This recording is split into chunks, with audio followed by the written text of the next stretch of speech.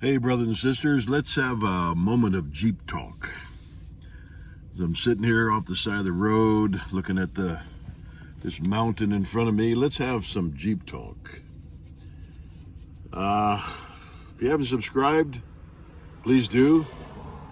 Give me a thumbs up, thumbs down, comments, questions, opposing thoughts, whatever's on your mind. I'll get back to you. I want to continue the thought of truth. And I want you to think about this. Consider this. I took a philosophy class when I was working on my bachelor's. The philosophy professor, he was a nice guy. He was good. He was okay. But he made this statement, and I'm sure I've said this before because I repeated it many, many times. He made this statement. He said, "I do not believe in absolutes. I do not believe in absolutes." So I asked the question. I said, didn't you just contradict yourself? He said, "What do you mean?" I said, "Well, you just made an absolute statement when you said, 'I don't believe in absolutes.' That's an absolute statement, so you contradicted yourself, right?" Well, he looked at me and he said, "I guess I did." I said, "Yeah, you need to really rethink that." And I don't think he ever said that again, of course. But anyway, you can use the same concept in the discussion of truth. You add the word truth to absolute. A lot of people say, "I don't believe in absolute truth." So you ask them the same question. If you don't believe in absolute truth, did you just make an absolute truthful statement? See, they can't escape it. They box themselves in a corner. If I say to you, listen carefully, "I don't believe in absolute truth." Okay, listen to that. That means that I just made an absolute truthful statement, or I just lied. And certainly, I contradicted myself. So, truth is the foundation. Listen carefully. Truth is the foundation of life, liberty, and the pursuit of happiness. Truth is the foundation of absolute freedom. That's why in the opening statement of the Declaration of Independence, we hold these truths to be self-evident. It didn't say we hold these political agendas to be self-evident. We hold these political ideologies to be self-evident. We hold our political party propaganda to be self-evident. No. We hold these truths to be self-evident. And those truths are founded upon unalienable rights endowed by our Creator. And among these are life, liberty, and the pursuit of happiness. There's not one single suggestion or subtle consideration that these unalienable rights came from a political process. Because they don't. Oh, Sleepy Joe Biden, made a statement one time. He said, "No right is absolute." That's a lie.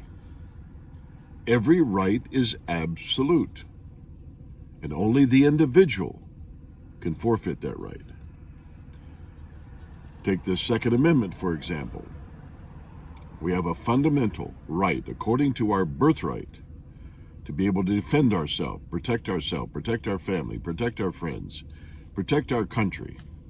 It's a fundamental right. You're born with it. It's intrinsic. It's inside of you. It was not stamped upon our forehead with a political stamp that can be erased anytime the government wants to. No. You have a right. And that right clearly says, shall not be infringed. Period. So, if it shall not be infringed, that means it's absolute. And only the individual that misuses that right can forfeit that right. It's just that simple. So when they try to wipe out the First Amendment, the Second Amendment, and on down the line, those are corrupt, evil, treasonous political decisions. Again, I repeat that. When they try to wipe out the Bill of Rights, censor it by coercion and threats, what are they doing? They're committing treason. And we don't have to pay any attention to it. And the real true American patriots are not going to pay attention to their propaganda. Period. Any president, any vice president, any political leader, Congress, the Senate, the House, blah, blah, blah, blah, blah, that attempts by treasonous means to ignore our fundamental rights given to us by the laws of nature and nature's God, unalienable. Any member of the political regime up there in Washington, D.C. that tries to limit those rights according to some corrupt, damnable political process, I don't recognize those people in any other category but enemies of freedom. Any president, vice president that leans towards socialism, communism, Nazism, fascism, Marxism, whatever ism you want to talk about, that's going to try to cramp, erode, destroy the freedom connected to life, liberty, and the pursuit of happiness, they are not my president or vice president. It's just that simple. Our founding fathers, when they finally came to the enlightenment and the realization of what liberty was, what freedom was, they no longer subjected themselves to the authority, the political authority of King George. That was the end of it. They drew the line. It was the first thing they did before the Constitution or the Bill of Rights was drafted and ratified and amended. What did they do? What was the first thing they did? They engaged in an 8+ year war for independence. We're on the verge of that right now. You have to have independence from a treasonous, tyrannical entity in order to express true freedom. It's just that simple. You have to declare and establish independence from those despotic, tyrannical, treasonous rules, policies, regulations, executive orders, laws, blah, blah, blah, blah. It's horseshit to a true man or woman that understands freedom. And we will not subject ourselves in any way, shape, or form to that tyrannical regime. I've repeated this, and you've heard it, but I'll repeat it again. When old Sleepy Joe Biden said, no right is absolute, and they always use this stupid example. I mean, this is stupid beyond stupid beyond stupid beyond stupid example that they use. No right is absolute. And so the example they give is, you can't run into a theater and yell fire. Really? Come on, Sleepy Joe. You can yell fire if there's a fire. You can yell fire if there's an absolute fire. If there's no absolute fire, why would you want to yell fire?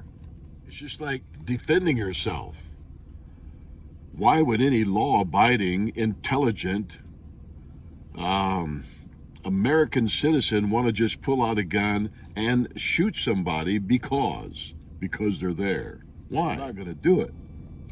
But if somebody pulls a gun on me or my family, or if I walk into a store and there's someone in there trying to kill the customers, and I yell, put your gun down, and they don't, I'm going to shoot them. I am absolutely going to shoot them. I'm not going to do it if they don't have a gun. I mean, this is such common sense.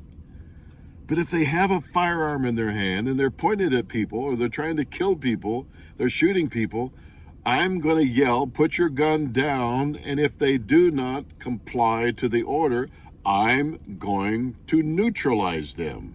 It's just that simple. That's absolute. Do you get it? This is not rocket science, folks. This freedom is not rocket science. Oh my God. Anyway, consider what I've said. Meditate on it. Think on it. Give me a thumbs up, thumbs down, comment, opposing thought, whatever. Until next time, protect, defend your life, liberty, and pursuit of happiness. And God bless.